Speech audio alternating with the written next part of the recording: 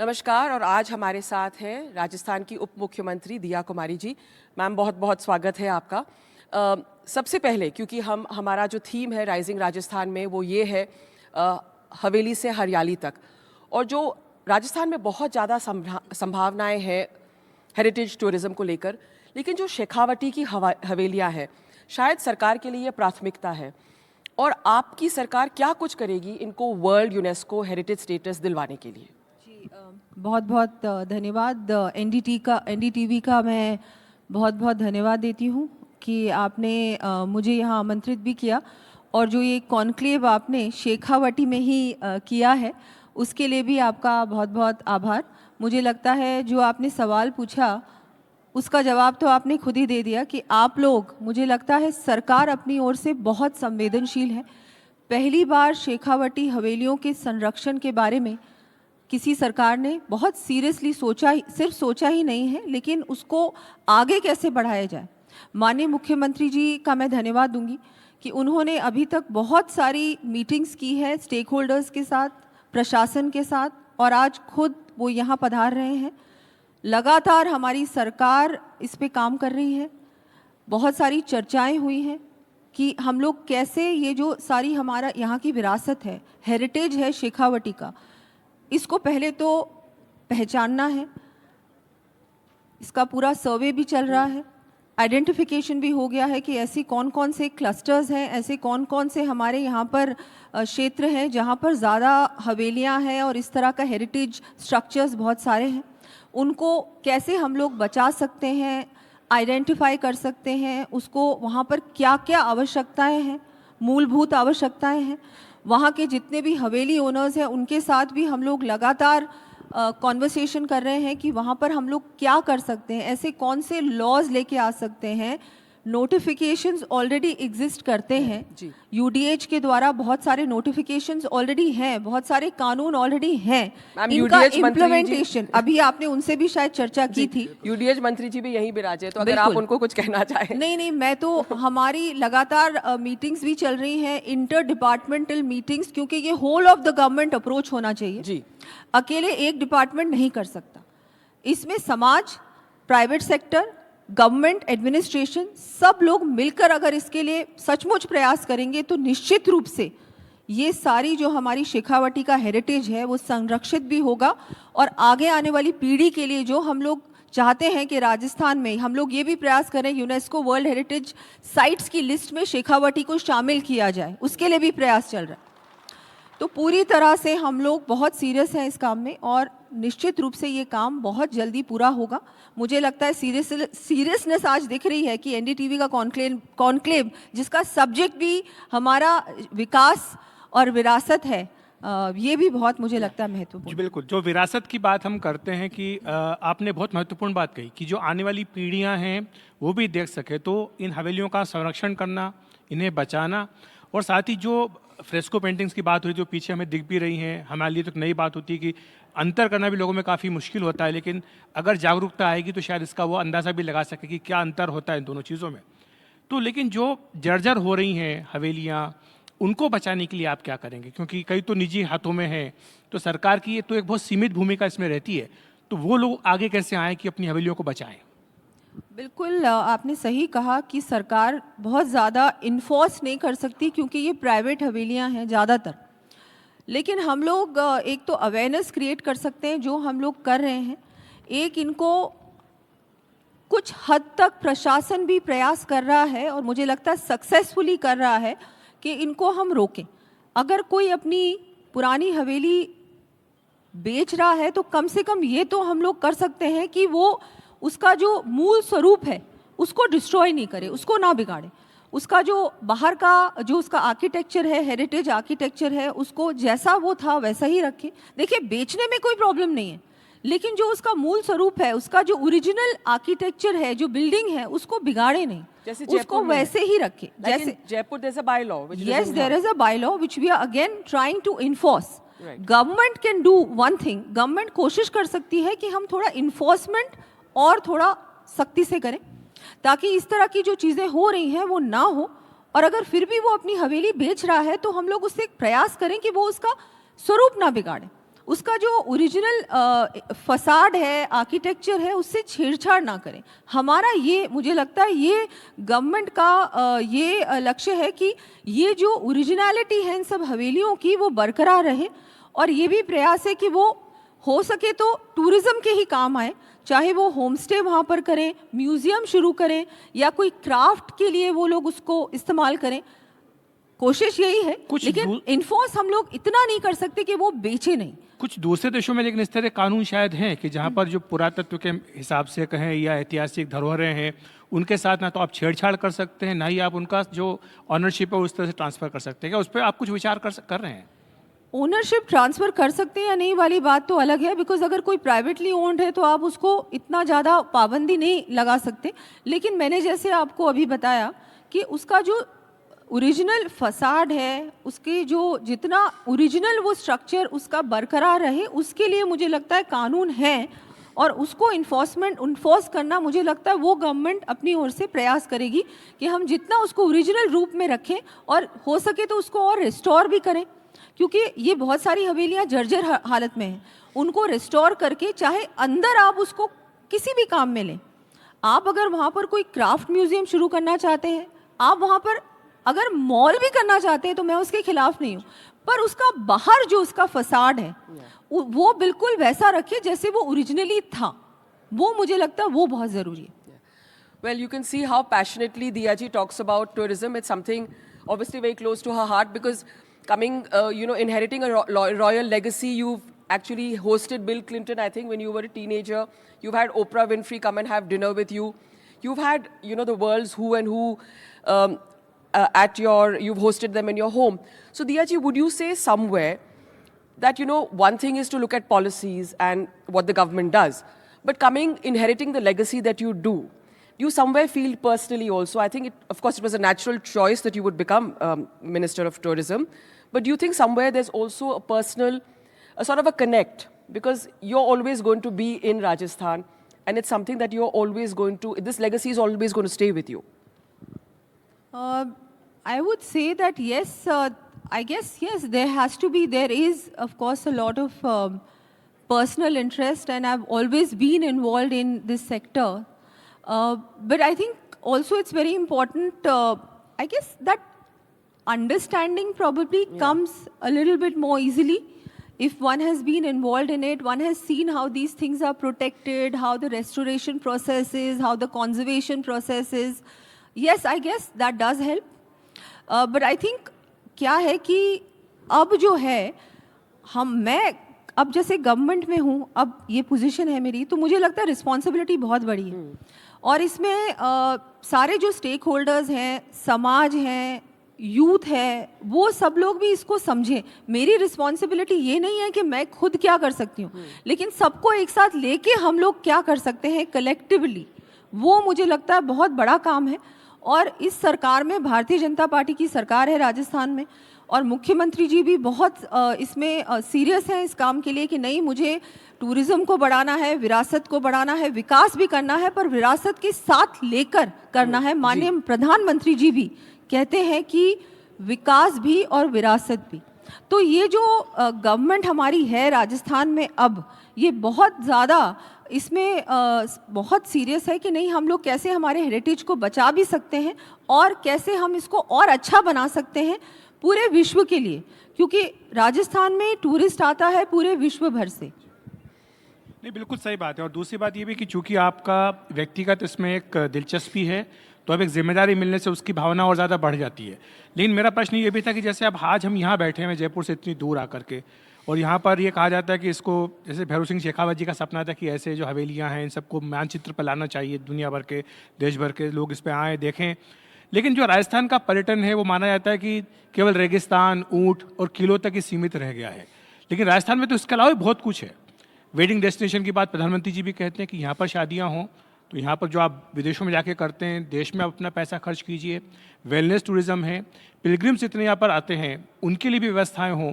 इस पर आप क्या विचार करें, क्योंकि आपके कंधों पर भी एक बड़ी जिम्मेदारी है बतौर पर्यटन मंत्री। शेखावटी यहाँ पर बहुत सारे धार्मिक टूरिस्ट भी आते हैं। यहाँ पर हमारे सालासर जी हैं, खाटू श्याम जी हैं, शाखाम्बरी माता जी का मंदिर है, और भी बहुत सारे धार्मिक स्थान हैं।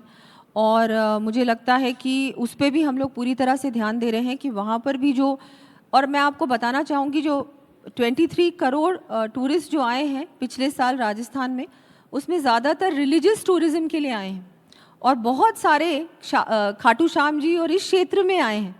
तो उसको हम लोग और कैसे अच्छा बना सकते हैं। अभी खाटू श्याम जी में भी काम चल रहा है, केंद्र सरकार ने फंड भी दिया है, वहाँ पर भी हम लोग हमारी प्रसाद योजना में अच्छा काम चल रहा है। वहाँ पर केंद्र के साथ मिलकर राज्य सरकार काम कर रही है। ऐसे ही हमारे सारे जितने भी धार्मिक स्थल हैं उनको हम लोग कैसे और अच्छा बना सकते हैं, वहाँ और अच्छी फैसिलिटीज़ क्रिएट करना, कनेक्टिविटी और अच्छी करना, वहाँ जो भी टूरिस्ट आता है, धार्मिक टूरिस्ट आता है, उनके लिए भी हर तरीके से, चाहे सेफ्टी हो, चाहे ट्रैफिक हो, चाहे और भी जो सुविधाएं हैं, उन सबको अच्छा बनाना, ये हमारी प्राथमिकता है। रूरल टूरिज्म पे भी हम लोग बहुत ध्यान दे रहे हैं। चाहे देवमाली गांव है, वहाँ पर आपने देखा होगा अभी बहुत सारी फिल्म शूटिंग भी हुई है। सोचिए आप, फिल्म टूरिज्म भी एक बहुत बड़ा एक एरिया है जहाँ पर टूरिस्ट बहुत आता है। एक नेचुरली हमारी एडवर्टिजमेंट हो जाती है, हमको कुछ नहीं करना पड़ता। हमारी पॉलिसी आज शायद लॉन्च भी होने वाली है, तो इसमें भी हम लोग प्रयास कर रहे हैं कि ज़्यादा से ज़्यादा इंसेंटिवाइज करें ताकि शूटिंग्स भी राजस्थान में हो। हम लोग इसके लिए भी प्रयास कर रहे हैं कि कॉन्फ्रेंसेस भी ज़्यादा, ग्लोबल कॉन्फ्रेंसेस भी ज़्यादा राजस्थान में हो, बड़े बड़े कॉन्सर्ट्स भी राजस्थान में हो। आईफा अवार्ड्स भी राजस्थान में हुआ था, मुंबई के बाद दूसरी बार भारत में हुआ है, वो भी जयपुर में हुआ। ऐसे ही हम लोग प्रयास कर रहे हैं कि ज़्यादा से ज़्यादा इवेंट्स भी राजस्थान में हो, तो हर प्रकार से टूरिज्म बढ़े। ये सिर्फ एक चीज़ हो और दूसरी चीज़ नहीं हो, ऐसे नहीं हो सकता। आपको हर प्रकार से टूरिज्म को बढ़ाने के लिए प्रयास करेगी ये हमारी सरकार। अभी हमारी टूरिज्म पॉलिसी भी लॉन्च हुई है, उसमें भी बहुत सारे इंसेंटिव्स हैं। एडवेंचर टूरिज्म पे भी हम फोकस कर रहे हैं। हमारे नए सर्किट्स भी हैं जो बनने वाले हैं, जिसमें जो इतने ज़्यादा वेल नोन प्लेसेस नहीं हैं। लोग ज़्यादातर उदयपुर, बीकानेर, जोधपुर, जैसलमेर जाते हैं, जयपुर जाते हैं, लेकिन जो आसपास के क्षेत्र हैं वहाँ नहीं जाते। तो हम कोशिश कर रहे हैं कि हमारे टूरिस्ट का स्टे कैसे बढ़ाया जाए ताकि वो 1-2 दिन एक्स्ट्रा रहे राजस्थान में, और ऐसी जगहों पे भी जाए जो कि थोड़ी सी मेन सिटीज़ के अलावा भी ऐसी जगहें डेवलप हो जाए जहाँ वो विजिट करें। Like Baswada, for example, we've gone there for the PM's visit, and it's absolutely beautiful. Okay, now talking about what the PM, the next thrust will be, and because I have Akhilesh ji here with me, he's really the doyen of reporting in politics. The next thrust, Diya ji, of this election will be, and I have also Rajendra ji, जिनको कहते हैं राजस्थान के राजनीति के चाणक्य है वो. So the next thrust is going to be women's representation in politics, probably in the next election, MLA election, and in the next MP election. How do you see that participation? How do you think it'll pan out? Because अभी भी जो महिलाएं हैं राजस्थान में, do you think there are enough women leaders? When you go out in the field and you've been MLA, MP, and back to being MLA, you've had a long stint actually in politics. How do you see women's representation, actively and independent of men, and also women's leadership in Rajasthan? And what role do you foresee for yourself? I think I'd like to thank our leadership, Honorable Prime Minister and Bharatiya Janata Party for thinking about women. उन्होंने महिलाओं के बारे में सोचा, चाहे योजनाओं के माध्यम से, चाहे रिप्रेजेंटेशन देने में, चाहे बिल लाने में, जिसमें 33% महिलाओं को रिजर्वेशन मिला है पॉलिटिक्स में। बहुत बड़ा काम हुआ, और मेरे लिए बहुत गर्व की बात है कि वो जो सांसदों ने बटन दबाया उसमें मैं भी एक सांसद थी। तो मुझे लगता है बहुत बड़ा कदम उन्होंने उठाया है महिलाओं के लिए।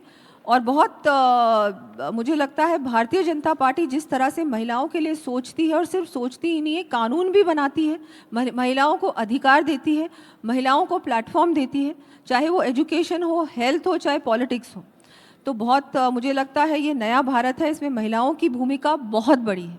We are 50% of the population, but I think we do affect the other 50% also, because महिला घर पे जो निर्णय लेती है वो पुरुष उसको फॉलो करता है, ये हम सब जानते हैं और मानते भी हैं। तो मुझे लगता है बहुत खुशी की बात है, बहुत अच्छा समय है महिलाओं के लिए, क्योंकि अब हमको अवसर मिल रहा है हर प्रकार से, चाहे वो कॉर्पोरेट वर्ल्ड हो, चाहे वो पॉलिटिक्स हो, चाहे वो कोई भी इंडस्ट्री हो। महिला को आज के ज़माने में, आज के युग में अपना अधिकार मिल रहा है, अवसर मिल रहा है, अपॉर्चुनिटी मिल रही है, और बहुत अच्छी बात है ये। As a woman politician I think this is wonderful. मुझे आज डिप्टी सीएम बनाया, मैं हमारे शीर्ष नेतृत्व को बहुत बहुत धन्यवाद देना चाहूँगी। मुझे एक बहुत बड़ा प्लेटफॉर्म उन्होंने दिया है। मेरी ओर से मैं प्रयास करूंगी कि और भी महिलाओं को आगे लाऊं हर प्रकार से। मुझे लगता है शिक्षा एक बहुत बड़ा क्षेत्र है, और मुझे लगता है बहुत ज़रूरी है कि हमारी महिलाएं शिक्षित हो, क्योंकि वो सबसे इम्पॉर्टेंट स्टेप है।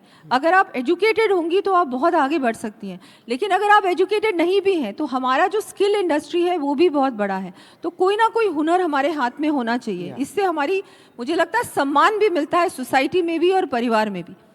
आज की महिला, मुझे लगता है, अपने आप को बिल्कुल कम नहीं समझ रही है। वो पुरुषों के साथ के साथ आगे, शोल्डर टू शोल्डर आगे बढ़ रही है। आप सुन रहे हो ना सब वहाँ पे बैठे हैं बैठे, आप देखो दिया जी। लेकिन They're all sitting there. हमने ये देखा है कि जो हाल के चुनाव हुए उनमें महिला मतदाताओं ने बहुत ही निर्णायक भूमिका अदा की। अभी बिहार में विधानसभा का चुनाव हुआ, यहाँ पर महिला मतदाताओं ने ज़बरदस्त वोट डाला, 8-10% पुरुषों से भी अधिक वोट उन्होंने डाला। लेकिन जब रिप्रेजेंटेशन की बात आती है तो पॉलिटिकल पार्टीज अपने हाथ पीछे खींच लेती है, ऐसा लगता है। क्योंकि बीजेपी की अगर बात करें, आपका उदाहरण एक सामने है कि आपको उप मुख्यमंत्री बनाया, उड़ीसा में एक महिला उप मुख्यमंत्री हैं, दिल्ली में अभी उन्होंने महिला मुख्यमंत्री बनाया। लेकिन ये ऐसा लगता है कि बहुत सिंबॉलिज्म है, जो रियल पावर है वो अभी भी वो अपने हाथ में रखते हैं। तो ये आपको लगता है कि ये स्थिति बदलनी चाहिए? नहीं, मैं नहीं मानती ऐसा है। मुझे लगता है कि भारतीय जनता पार्टी में फिर भी महिलाओं को बहुत अपॉर्चुनिटीज़ मिली हैं और आगे भी मिलेंगी। और जो 33% आरक्षण के बाद तो मुझे लगता है कि डेफिनेट है कि मिलेंगी ही मिलेंगी, उसमें कोई वो नहीं। हमारे संगठन में भी, इनफैक्ट हमारी यहाँ की जिलाध्यक्ष भी महिलाएं हैं, तो हमारे संगठन में भी अभी से, पहले से ही, ये तो आरक्षण बाद में आया, उससे पहले से ही हम लोग महिलाओं को उनका रिप्रेजेंटेशन हो रहा है। तो ये मुझे लगता है कि बहुत खुशी की बात है। और जिस तरह से मोदी जी काम कर रहे हैं महिलाओं को आगे बढ़ाने में, आत्मनिर्भर बनाने में, मुझे लगता है इससे पहले किसी ने ऐसा सोचा भी नहीं था, और ये सचमुच में ग्राउंड पे हो रहा है और नज़र आ रहा है। लेकिन आपके भी नाम के आगे डिप्टी लगाया हुआ है, सीएम तो हैं आप, लेकिन डिप्टी सीएम है, तो डिप्टी नहीं हटना चाहिए आपको लगता है? नहीं, मैं बहुत खुश हूँ डिप्टी सीएम के पद से, और मुझे लगता है कि देखिए आप, ये भी बहुत बड़ी अपॉर्चुनिटी है। इससे पहले किसी ने सोचा भी नहीं था कि एक महिला डिप्टी सीएम बन सकती है। तो मुझे लगता है जिस तरह से हमारी पार्टी सोचती है, जो सोच बदली है, चाहे हम योजनाओं को उठा के देख लीजिए, बेटी बचाओ बेटी पढ़ाओ के बारे में किसने सोचा? मोदी जी ने सोचा। स्वच्छ भारत के बारे में, शौचालय बनाने के लिए किसने सोचा? मोदी जी ने सोचा। ट्रिपल तलाक, उज्ज्वला योजना के बारे में किसने सोचा? मोदी जी ने सोचा। तो ये सारी चीज़ें लेके आए महिलाओं को और सशक्त बनाने के लिए, इंडिपेंडेंट बनाने के लिए, आगे बढ़ाने के लिए। Also triple talaq. I mean, that was one game changer really for the Modi government. Just one question here, since we are talking about women's issues. Would you say your government is absolutely committed to ending child marriage? I know legislation is a separate issue, but you know what, community stakeholders, social awareness, and that's something that it's been an issue in Rajasthan, not only Rajasthan, across North India. Would you say that your government is committed to ending child marriage or doing everything to make sure it ends? Yes, we are very committed towards ending child marriage. I think इसमें बहुत ज़रूरी है कि जो local governments हैं, local लोग हैं, समाज है, समाज में सोच बदलना, ये बहुत मुझे लगता है ज़रूरी है। ये सारी जो हमारी समाज में इस तरह की नीतियाँ हैं, इनमें जो बदलाव लाना है, उसमें समाज की सोच बदलना ज़रूरी है। मैं आपको दोबारा रिपीट करूँगी, जिस तरह से ये सारी योजनाओं का मैंने बोला ना आपको, बेटी बचाओ बेटी पढ़ाओ, इसका क्या मतलब है? अगर बेटी बढ़ेगी, बेटी पढ़ेगी, बेटी को आप आगे बढ़ाएंगे, पढ़ाएंगे, अवसर देंगे, तो ऑटोमेटिकली ये सारी चीज़ें हैं, चाइल्ड मैरिज है या और कोई चीज़ है, ये सब चीज़ें बदलेंगी, सोच बदलेगी समाज की। उसके लिए भी हमारी गवर्नमेंट तो पूरी तरह से कमिटेड है कि हम इस तरह की चीज़ को बिल्कुल रोकेंगे और ये सब चीज़ें रुकनी चाहिए। एक बात होती है कि 2047 तक भारत को विकसित राष्ट्र बनाना है। प्रधानमंत्री मोदी जी कई बार इस बात को कह चुके हैं। विकसित भारत तो जाहिर सी बात है कि तब बनेगा जब विकसित राज्य होंगे। तो राजस्थान विकसित बने, इसके लिए आपकी सरकार ने कोई अपनी एक योजना तैयार की है किसी दिशा में आप इस पे काम कर रहे हैं, क्योंकि 2 साल आपकी सरकार के पूरे हो चुके हैं? देखिए, हमारा जो विकसित राजस्थान का हमने अभी लॉन्च भी किया था, हमारी पूरी योजना, हमारी जो हमने जो बुकलेट है उसको भी लॉन्च कर दिया है कि हमारी आगे की क्या प्लानिंग है 2047 तक राजस्थान को कैसे विकसित बनाया जाए। उसके लिए पूरा योजनाबद्ध तरीके से हर डिपार्टमेंट ने अपना रोड मैप बनाया है, उसको अभी कुछ ही दिन पहले सीएम साहब ने लॉन्च भी किया था।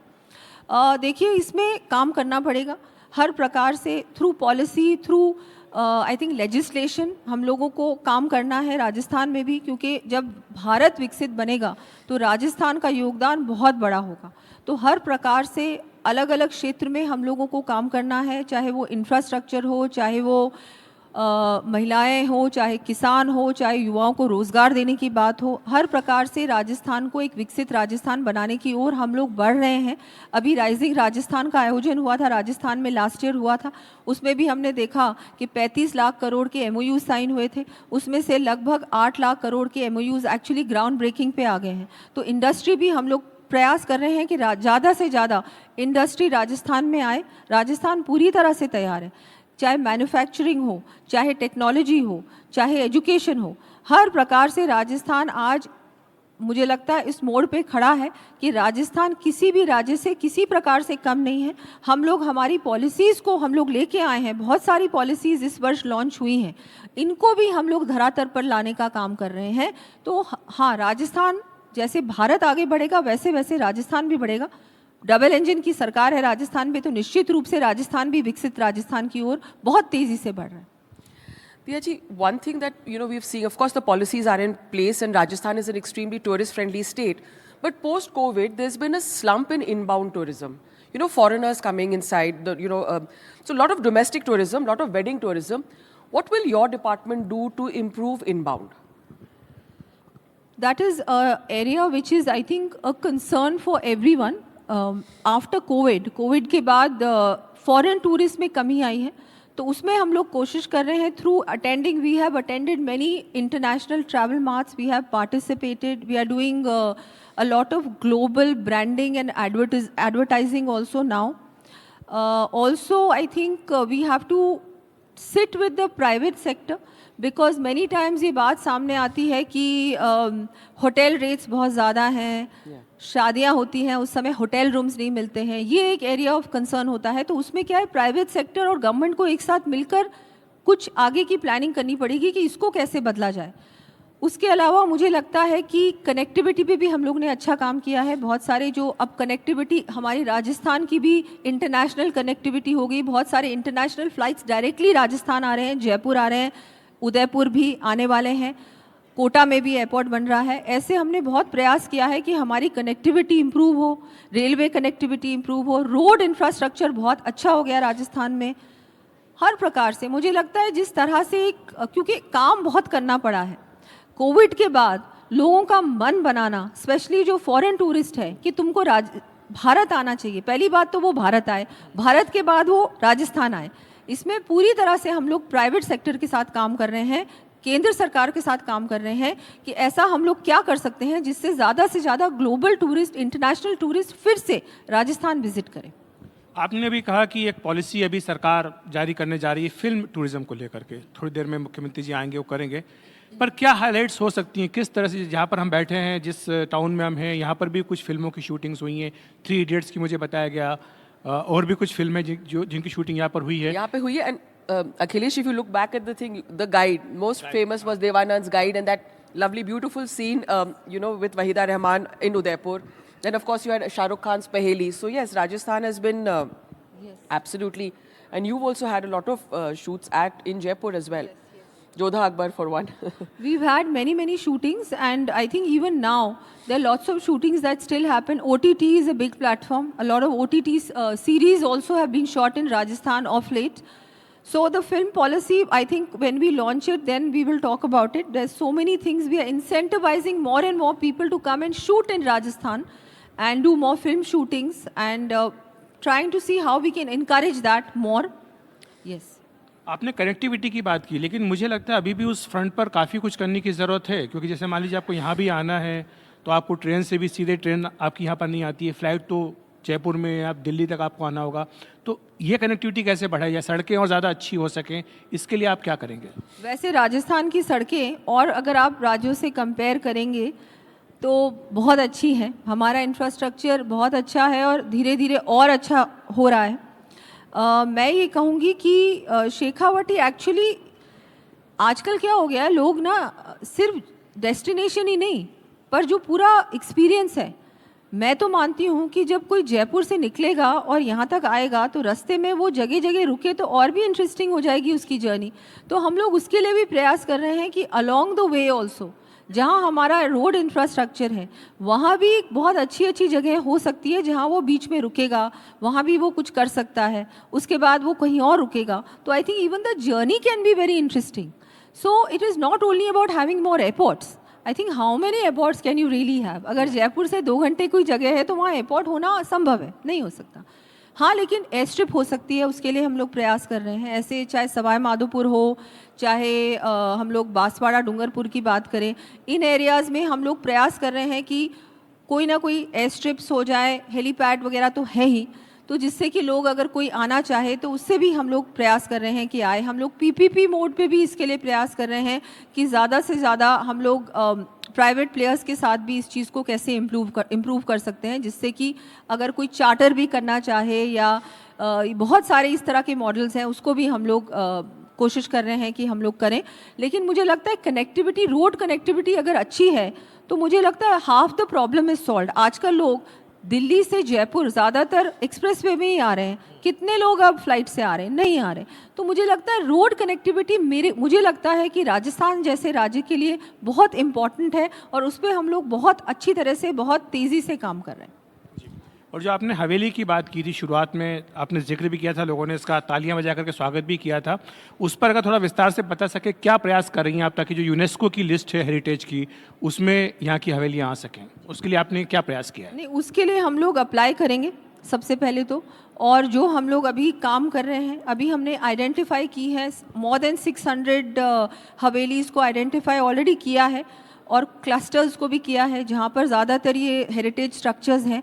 उसके बाद हम लोग यूनेस्को के पास जाएंगे और वहाँ हमारी बात को रखेंगे कि इनका प्रोटेक्शन बहुत ज़रूरी है और मुझे लगता है यूनेस्को भी इस बात को समझेगा।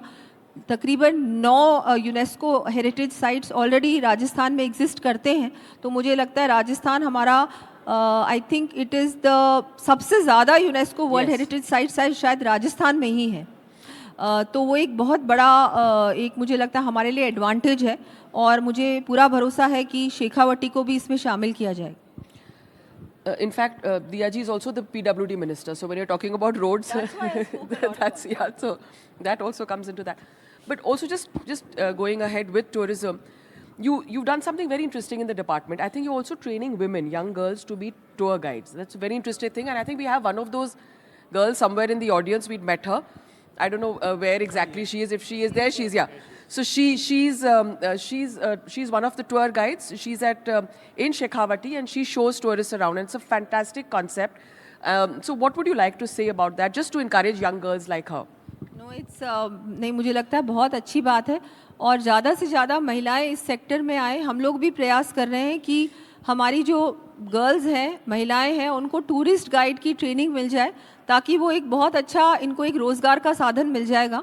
और महिलाओं में क्या है कि ऑटोमेटिकली आप में वो होता है, मतलब आप में एक जो हॉस्पिटैलिटी का हम लोग देखते हैं कि महिलाएं ऑटोमेटिकली बहुत पोलाइट होती हैं और सेफ्टी कंसर्न भी कुछ नहीं होता, लोग ऑटोमेटिकली ट्रस्ट भी ज़्यादा महिलाओं को करते हैं। तो ये एक ऐसी इंडस्ट्री है जिसमें ज़्यादा से ज़्यादा महिलाएं अगर आगे आएँ तो बहुत अच्छा है।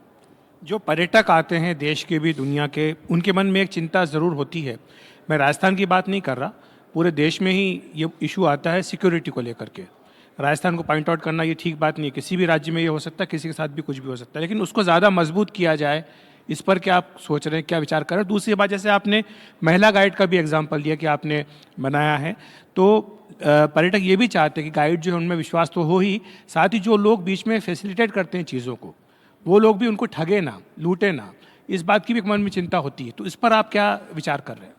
बिल्कुल, जैसा कि आपने बात की सिक्योरिटी की, वैसे बहुत खुशी की बात है कि जो लॉ एंड ऑर्डर का मुद्दा था जब हमारी सरकार बनी थी उस समय का, अब जिस तरह से अपराध में कमी आई है, 19% crime has decreased in Rajasthan, that is a very big thing I think. और महिलाओं के अगेंस्ट जो क्राइम होता था उसमें भी कमी आई है। तो ऑटोमेटिकली एक जो माहौल बना है वो बहुत अच्छा माहौल बना है। और जहाँ तक टूरिस्ट की सेफ्टी की बात है तो हम लोग लगातार होम डिपार्टमेंट से हमारी मीटिंग्स भी हुई हैं बहुत सारी, और इसमें जो हमारी टैफ पुलिस है उसको भी और मजबूत करना, जो पद रिक्त थे उनको भी हमने भरा है, इनकी भी अलग से ट्रेनिंग की जा रही है। जितने भी थाने थे जो टूरिस्ट थाने हैं उनको भी हमने वहाँ पर भी पूरी तरह से हम प्रयास कर रहे हैं कि वहाँ जो पद रिक्त थे या कमी थी या ट्रेन लोग नहीं थे उनको भी ट्रेन किया जाए, ताकि ऐसा बिल्कुल ना लगे लोगों को कि हम लोग अनसेफ फील कर रहे हैं, स्पेशली टूरिस्ट को। हम लोग बहुत जल्दी हमारा टूरिस्ट ऐप भी लॉन्च करने वाले हैं, उसमें भी ये जो अगर एक सेफ्टी फीचर होगा जिसको अगर टूरिस्ट डाउनलोड करेगा तो बहुत सारी और चीज़ें भी उसको उसमें जानकारी मिलेगी, लेकिन एक सेफ्टी फीचर भी हम लोग उसको उसमें ऐड कर रहे हैं। तो थैंक यू सो मच दिया जी का बहुत बहुत शुक्रिया कि उन्होंने अपने विचार रखे इसमें टूरिज़्म को लेकर, महिला सशक्तिकरण को लेकर। दिया जी, अब एक छोटा सा आपसे रिक्वेस्ट करेंगे, 2 मिनट आप रहें यहाँ पर सेशन के बाद में। कुछ एनडीटीवी के लोग हैं जिन्होंने इस पूरे कार्यक्रम को और राइजिंग राजस्थान और हवेली से हरियाली तक और विकास भी, विरासत भी को उन्होंने सपोर्ट किया है, तो 2 मिनट हम उनको स्टेज पे बुलाना चाहेंगे। शुभेंदु।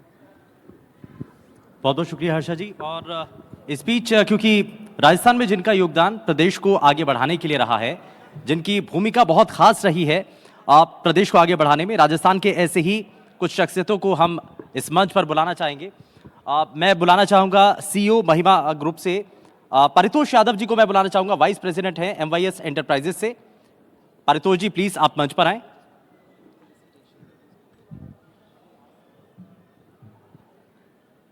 एक बार तालियों के साथ स्वागत कर दीजिए।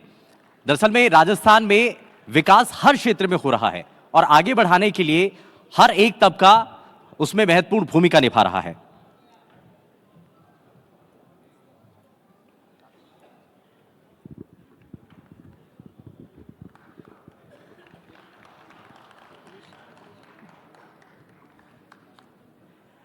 ऋतु IVF से डायरेक्टर हैं डॉक्टर ज्योति बंसल जी। मैं चाहूंगा आप भी प्लीज मंच पर आए सर।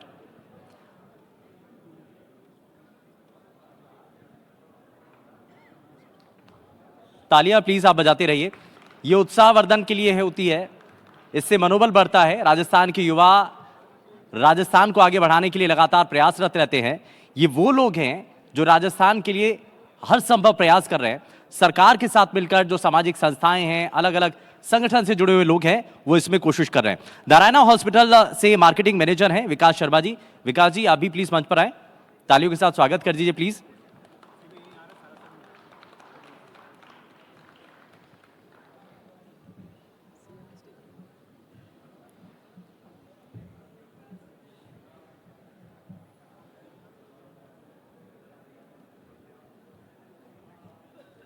और अब आधार प्राइम से चेयरमैन और मैनेजिंग डायरेक्टर उज्जवल पुनिया जी को मैं मंच पर बुलाना चाहूंगा। उज्जवल जी प्लीज आप मंच पर आएं। और ये तो दिल से होना चाहिए, तालियां प्लीज, तालियों के साथ जो है आप स्वागत कीजिए।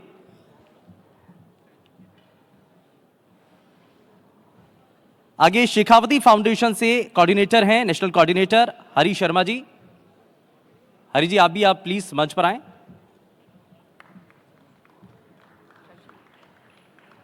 तालियों में कंजूसी नहीं होनी चाहिए।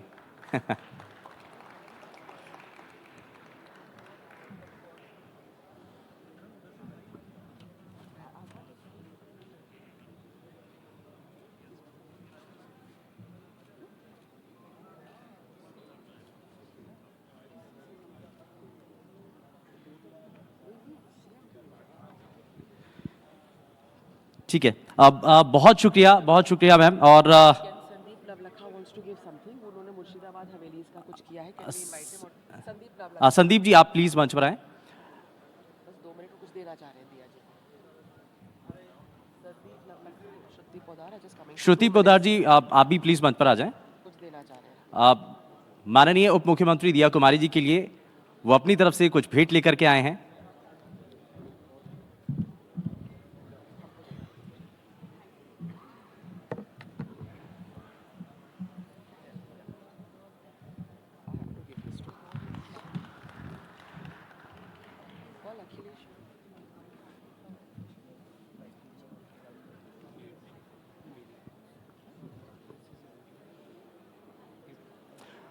और मैं चाहूंगा, क्योंकि डिप्टी सीएम लगातार अलग अलग क्षेत्रों में लगातार प्रयास कर रहे हैं और उनके इन्हीं अथक प्रयासों के लिए उनको सम्मानित कर रहे हैं, और ये एक छोटी सी भेंट है एनडीटीवी की तरफ से। हर्षा जी,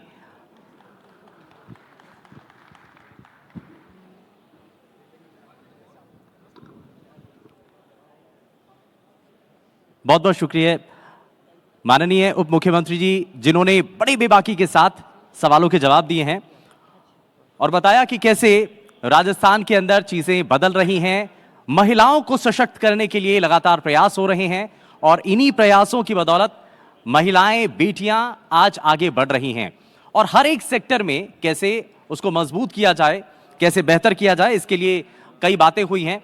एक बड़ी अच्छी बात डिप्टी सीएम दिया कुमारी जी ने कही कि मंजिल तक पहुंचने के लिए, मंजिल तो अच्छी होती है लेकिन मंजिल तक पहुंचने का जो सफर है वो बहुत रोचक और रोमांचित होता है और इसलिए उस सफर का मजा अलग होता है और इसलिए रास्ते बहुत सुगम बनाए जा रहे हैं, जैसा उनका विभाग भी है।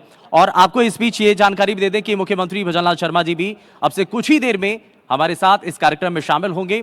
राजस्थान के 2 साल के अभी तक के सरकार के जो कामकाज हैं उनको लेकर के उनसे बातचीत होगी और साथ ही आने वाला समय राजस्थान के लिए क्या असीम संभावनाएं लेकर के आया है, क्या क्या बड़े बदलाव होने जा रहे हैं, आपके लिए राजस्थान में क्या खास है, ये सभी चीजें हम माननीय मुख्यमंत्री भजनलाल शर्मा जी से जानेंगे। अब से कुछ ही देर में वो हमारे साथ इस कार्यक्रम के अंदर शामिल होने जा रहे हैं, जुड़ने जा रहे हैं। और यहां इससे पहले, क्योंकि हमने कई सेशन देखे हैं, हमने सांस्कृतिक प्रस्तुति भी देखी जिसमें आप जो मंडावा की कला है, जो यहाँ की संस्कृति है, उसको हमने जाना है और साथ ही ये भी हमारी कोशिश रही है कि कैसे समय के साथ धीरे धीरे मंडावा को बदलने के लिए निरंतर प्रयास किए जा रहे हैं और इन्हीं प्रयासों के साथ साथ मंडावा को आगे बढ़ाने के लिए, इन हवेलियों को बेहतर करने के लिए, जहां पर हवेली से हरियाली तक का जो कॉन्सेप्ट हम लेकर के आए हैं और हमारी कोशिश है कि राजस्थान का हर एक क्षेत्र बेहतर हो पाए। राजस्थान सरकार की इसमें बहुत अथक प्रयास भी रहे हैं और इसमें एनडीटीवी राजस्थान, जो कि हमेशा रूरल एरिया पर खास फोकस रहा है और ग्रामीण इलाके की जो परेशानियां हैं, जो समस्याएं हैं, जो वहां की संस्कृति सभ्यता है, उनको आगे ज्यादा लोगों तक पहुंचाया जा सके, ये हमारी कोशिश रही है।